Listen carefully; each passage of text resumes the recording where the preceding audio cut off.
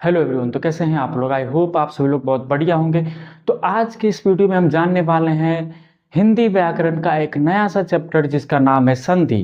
पहले हमने दो चैप्टर खत्म कर चुके हैं, जिसका पहला है भाषा और व्याकरण, दूसरा वर्ण, और यह है तीसरा चैप्टर जिसका नाम है संधि।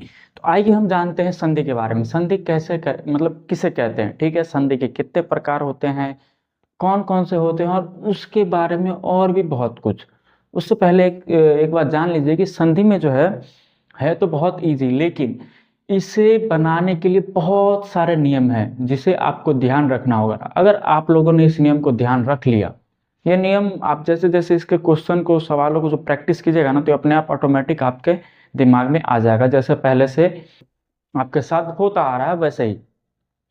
ठीक है, तो आप इसको ध्यान से पढ़िएगा, ठीक है, और एक दो बार प्रैक्टिस कीजिएगा, आपको बहुत अच्छे तरीके से आ जाएगा। ठीक, तो चलिए आज जानते हैं कि संधि किसे कहते हैं। तो संधि हम उसे कहेंगे, इसका परिभाषा क्या है तो ये देख लीजिए। दो वर्णों या अक्षरों के परस्पर मेल से जो विकार उत्पन्न होता है हम उसे संधि कहेंगे। क्या बोल रहे हैं कि दो वर्ण, वर्ण मतलब अ से लेकर के अ तक, क ख ग घ, अंग तक, क ख ग घ, ज्ञ तक, है ना। तो ये सब के जो मेल से जब ये मिलता है तो एक आवाज आता है, आवाज, उससे जो एक नया शब्द बनता है उसे हम क्या बोलेंगे, उसी को बनाने की जो विधि होती है उसे हम क्या बोलते हैं, संधि बोलते हैं। ठीक, इसका एग्जाम्पल देख लीजिए, या सॉरी परिभाषा लिखा हुआ। दो वर्णों या अक्षरों के परस्पर मेल से जो विकार उत्पन्न होता है उसे संधि कहते हैं। ठीक है, क्या जो विकार उत्पन्न होता है उसे क्या कहते हैं, संधि कहते हैं। जैसे विद्या प्लस अर्थी क्या हो जाता है, विद्यार्थी, विद्यार्थी मतलब, है ना। एक प्लस एक क्या हो जाता है, एक एक, है ना। ठीक, इसी प्रकार से और भी बहुत कुछ हो सकता है एग्जाम्पल में, है ना। और भी बहुत सारा दुनिया में जितना भी शब्द है वो सब कहीं ना कहीं उसमें संधि का उपयोग किया जाता है ना। तो इसीलिए बहुत सारा शब्द। ठीक, तो अब जानते हैं संधि कितने प्रकार के होते हैं। तो संधि जो है वो तीन प्रकार के होते हैं। कौन कौन सा? स्वर संधि, व्यंजन संधि, और तीसरा विसर्ग संधि। कौन कौन सा? स्वर संधि, दूसरा व्यंजन संधि, और तीसरा है विसर्ग संधि।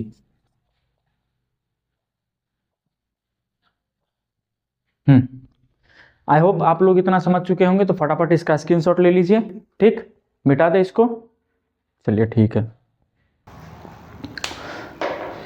चलिए ठीक है। तो अभी हम लोगों ने क्या जाना, संधि किसे कहते हैं और संधि कितने प्रकार के होते हैं। अब जानते हैं स्वर संधि के बारे में। ठीक, तो स्वर संधि कहते हैं किसको, तो देखिए संधि किसको कहते हैं, दो वर्णों के परस्पर मेल से जो विकार उत्पन्न होता है उसे।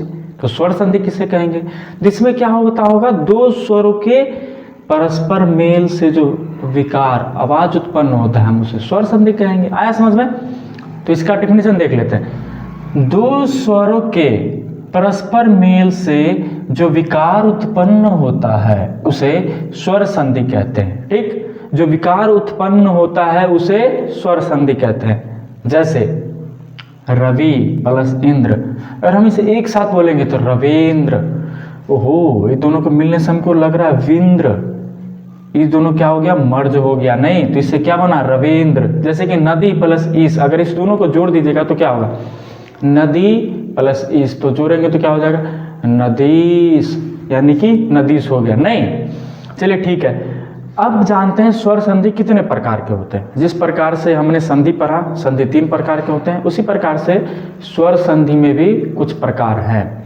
और ये जो है वो प्रकार, इस सब का डिफिनीशन नहीं होता है, ये सब है एक प्रकार का रूल, नियम, जो स्वर संधि को बनाने में इसका काम किया जाता है। ठीक, तो स्वर संधि कितने प्रकार के होते हैं, तो पांच प्रकार के। सर कौन कौन से, आइए जानते हैं। दीर्घ, दीर्घ संधि, गुण संधि, वृद्धि संधि, यन संधि और अयादि संधि। हमारे साथ साथ बोलिएगा, दीर्घ संधि, गुण संधि, वृद्धि संधि, यन संधि और अयादि संधि। ठीक है, इतना आप लोगों को समझ में आया तो नोट कर लीजिएगा। ठीक है, आई होप इतना समझ में आ गया होगा, मिटा दे रहे हैं इसको। तो अभी हम लोगों ने संधि के बारे में पढ़ा और संधि कितने प्रकार के होते हैं और स्वर संधि किसे कहते हैं और स्वर संधि कितने प्रकार के होते हैं। तो इसके जो नियम हैं वो हम अगले वीडियो में जानेंगे। ठीक है, तब तक के लिए धन्यवाद। Thank you.